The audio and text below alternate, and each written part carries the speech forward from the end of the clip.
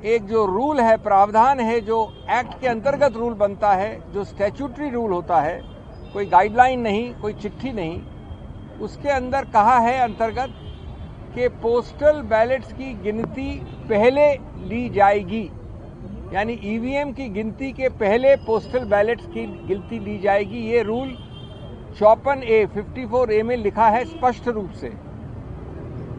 इस बात को कई बार अलग अलग रूप से चिट्ठियों द्वारा और गाइडलाइन 2019 में बड़े स्पष्ट रूप से कहा कि पहले आप पोस्टल बैलेट की गिनती शुरू करिए, उसके कुछ समय बाद आप ईवीएम की गिनती शुरू कर सकते हैं, लेकिन, और ये बहुत अहम बात है, आप ईवीएम की गिनती खत्म नहीं कर सकते या परिणाम का अंत नहीं कर सकते जब तक पोस्टल बैलेट का पूरा रिजल्ट गणना के बाद घोषित न हो जाए। यानी पोस्टल बैलेट की गणना के बाद उसका परिणाम पहले घोषित करना अनिवार्य है, और अगर आप अंत तक पहुंच गए हैं ईवीएम में तो उसको रोकिए जब तक पोस्टल बैलेट का आप परिणाम घोषित न करें। इसके बावजूद, और ये हमारी याचिका है, ये हमारी कंप्लेंट थी आज चुनाव आयोग से, चुनाव आयोग ने गाइडलाइंस द्वारा इस स्टैट्यूटरी रूल नियम को बदला है। वो नहीं किया जा सकता कानून में, गाइडलाइंस द्वारा किसी रूल को नहीं बदला जा सकता। उन्होंने गाइडलाइंस द्वारा जो पुरानी गाइडलाइंस थी 2019 वाली, जो मैंने बताई अभी आपको, उसको हटा दिया है, उसको निरस्त कर दिया है, और इसका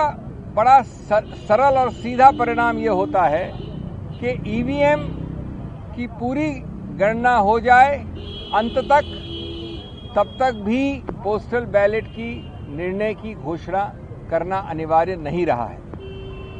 अब हमारे को पता है कि कई बार ऐसा हुआ है कि पोस्टल बैलेट के आधार पर निर्णय उत्तर से दक्षिण हो गया है, पूर्व से पश्चिम हो गया है। इसीलिए ये प्रावधान बनाया गया था, यही इसका औचित्य है। इसलिए ये अति आवश्यक है कि आप कानून के अंतर्गत एक गाइडलाइन द्वारा नियम को नहीं बदल सकते। बी, पोस्टल बैलेट जो निर्णायक एक रोल प्ले करता है, उसके लिए भी अनिवार्य है कि उसको पहले गिना जाए। और तीसरा, कि एक लेवल प्लेइंग फील्ड के लिए, गणतंत्र के लिए, स्वतंत्र चुनाव के लिए, जो कि संविधान के मूल तत्वों का एक अभिन्न अंग माना गया है, ये आवश्यक है कि जो पुराना रूल था उसी को फॉलो किया जाए, जो प्रावधान अभी भी है उसी को रूल किया जाए।